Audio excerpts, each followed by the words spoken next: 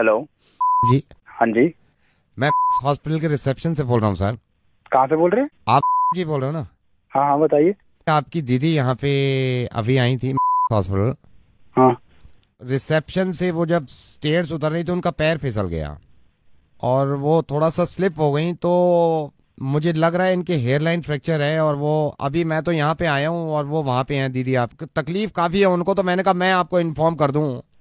नहीं एक मिनट, गिर रही है वहाँ पे।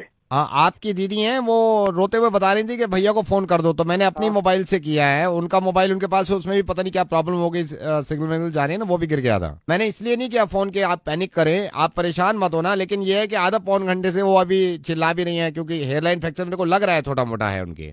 तो दीदी है कहाँ पे अभी? अभी वो रिसेप्शन पे ही बैठी हुई है, 1.5 घंटा पहले गिरी हूँ, ये रिसेप्शन पे बैठ के रो रही है बहुत तो तेज। रिसेप्शन पे क्यों बिठा रखा है? तो अंदर लेके जाओ ना। मैं अंदर तो नहीं ले जा सकता सर उनको अभी। अरे क्या पागल आदमी है, तो फोन क्यों कर रहा है फिर मुझे? तो अंदर एडमिट कराना मेरे भाई। सर रजिस्ट्रेशन के 1,000 रुपए लेते हैं ना ये लोग। भाई बड़ा आदमी है तू। और कोई लोग वोग नहीं है वहाँ पे? एडमिनिस्ट्रेशन नहीं है तुम्हारा हॉस्पिटल का वहाँ पे? अभी तूने फोन किया, मैं आके साले 2,500 रुपए दे दूंगा। अभी काम तो शुरू करो ना। नहीं सर, मैं नहीं ले जा सकता वहाँ पे, 1,000 रुपए रजिस्ट्रेशन लगते हैं ना सर, इसलिए मैं बोल रहा हूँ आपसे। पागल हो गया क्या बहन? तू 2,500 ले लियो। मैं अभी तूने फोन किया, मैं पहुंचने में टाइम लगेगा ना, तो उनका काम तो शुरू करवा, मैं आ रहा हूँ। 2,500 रुपए दे दोगे आप? 2,500 रुपए मारूंगा तुम्हारे मुंह पे साले। कंफर्म करने से पहले ही मारोगे आप? अभी क्या कंफर्म? कि जो कॉल करी है मैंने, ये जेन्युइन भी है या नहीं, जो आप 2,500 रुपए फौरन देने के लिए बात कर रहे हैं? कहाँ से बात कर रहे है तू? आई एम सो सॉरी जी। आप सबसे पहले तो इस बात का इत्मीनान रखें कि आपकी दीदी गिरी नहीं है। और मैं कहाँ से बात कर रहा हूँ? मैं रेडियो मिर्ची से नवेद बोल रहा हूँ। अब ये क्यों बात कर रहा हूँ, प्लीज मेरी इस बात को समझिएगा। मेरी दीदी ठीक है कि नहीं है? आपकी दीदी बिल्कुल ठीक है। क्यों फोन किया है मुझे? जब मैंने फोन किया तो आपने कंफर्म नहीं किया कि ये 2,500 जो ले रहा है ये इंसान, ये जेन्युइन भी है या नहीं। लेकिन तकलीफ में थे आप और परेशानी में थे, तो 2,500 आप मेरे मुंह पे मार रहे थे। एक एनजीओ है, इन्होंने ये लिखा था परसों कि नेपाल में जो अर्थक्वेक आया है, वहां के जो लोग परेशान हैं उनके लिए डोनेट करना चाहते हैं, तो हमें कांटेक्ट करें। और आपने नीचे कमेंट में ये लिख दिया कि ये सब झूठ है, इस तरह के धंधे बंद करो, मुझे मालूम है सारे पैसे कहां जाते हैं। आपने कमेंट में ये तक भी लिख दिया, ये मेरा नंबर है, मुझसे पैसे निकलवा सकते हो तो निकलवा के देखो। मुझे मालूम है कि ये की जिम्मेदारी नहीं है कि वो नेपाल के लोगों की मदद करे, क्योंकि वो एक इंसान है, तो ये एक इंसान की जिम्मेदारी है कि वो नेपाल के लोगों की मदद करे, जो लोग अर्थक्वेक में परेशान हैं, जो लोग अर्थक्वेक में खत्म हो गए हैं, जिनके परिवार बिछड़े हुए हैं, उनकी मदद करे। ये जरा सोचिए तो सही, आप तो दिल्ली में ही थे जब ये अर्थक्वेक आया है। जिस वक्त ये झटके लग रहे थे ना हमें, उस वक्त रूह कांप गई थी लोगों की कि अगर खुदा ना खास्ता कुछ ज्यादा हो गया तो क्या होगा। ये हम सबको मालूम है कि हम नेचर से, कुदरत से लड़ नहीं सकते। ये किसी के हाथ में नहीं था अर्थक्वेक रोकना, लेकिन हम सबके हाथ में है उन लोगों की मदद करना, चाहे वो दुनिया में कहीं भी हों, जो इस हादसे का शिकार हैं, जिनको मदद की जरूरत है। ये मैंने पता किया है नेपाल फोन करके, वहां पे बहुत सारे छोटे बच्चे ऐसे हैं जिनके माँ बाप मलबे में दब गए हैं और मर गए हैं। आपको मालूम है वो बच्चे अपने माँ बाप तक को याद नहीं कर रहे, क्योंकि भूख लग रही है उनको, क्योंकि खाना खाना है उनको, क्योंकि चोट लगी हुई है उनको।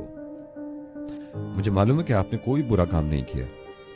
ये इंसान की मर्जी होती है कि वो किसी की मदद करे या ना करे, लेकिन कम से कम एक ऐसा एनजीओ जो कि ऑथेंटिक है, जो कि नेक काम कर रहे हैं, अगर वो लिखते हैं कि नेपाल के लोगों की मदद करें, तो अगर हम उनको बढ़ावा भी नहीं दे रहे, तो कम से कम ये तो ना करें कि हम ये लिख दें कि झूठ बोलना बंद करो और अपने आप पैसे कमाने बंद करो।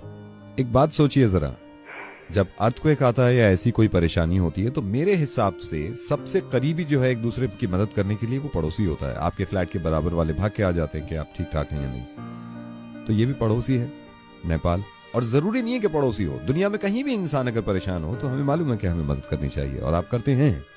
लेकिन आपने थोड़ा सा गलत किया कि इस तरह का कमेंट लिख दिया कि आप पैसे कमाना बंद करिए। हो सकता है दुनिया में इस तरह के लोग हों जो इनके नामों पर पैसा कमाना चाहते हैं और खाना चाहते हैं, तो उनके अमाल उनके साथ हैं और उनका जवाब इस चीज का देना होगा। लेकिन हम ये सोचने लगे कि सारे ही झूठे हैं और कुछ करें ना, तो अर्थक्वेक की कोई खास दुश्मनी नहीं थी नेपाल से। वो दिल्ली में भी आ सकता है, हिंदुस्तान में भी आ सकता है, दुनिया में किसी भी जगह आ सकता है। फिर हम ऐसे ही मोहताज होंगे खुदा न खास्ता मदद के, और अगर वो इसी तरह इग्नोर कर दें तो बहुत तकलीफ होगी हमें और हमारे बच्चों को।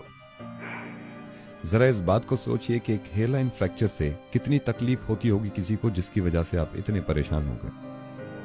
अर्थक्वेक में किसी का दब जाना और मर जाना, इससे ज्यादा तकलीफ की बात हो नहीं सकती उनके लिए जिनके घर वाले बच गए हैं और वो देख रहे हैं कि लोग कैसे मर रहे हैं। I am sorry Naved. अब मैं आपसे मदद चाहता हूं, आप डोनेशन की शुरुआत ऐसे करें कि इस चीज को इतना फॉरवर्ड करिए कि किसी के जहन में अगर नहीं भी है उनकी मदद करना, डोनेट करना, तो वो मजबूर हो जाए और उसको एहसास हो कि लोग परेशान हैं। प्लीज इसको शेयर करिएगा। खुश रहिए, हिफाजत से रहिए और दुआ करिए इस वक्त नेपाल के लोगों के लिए।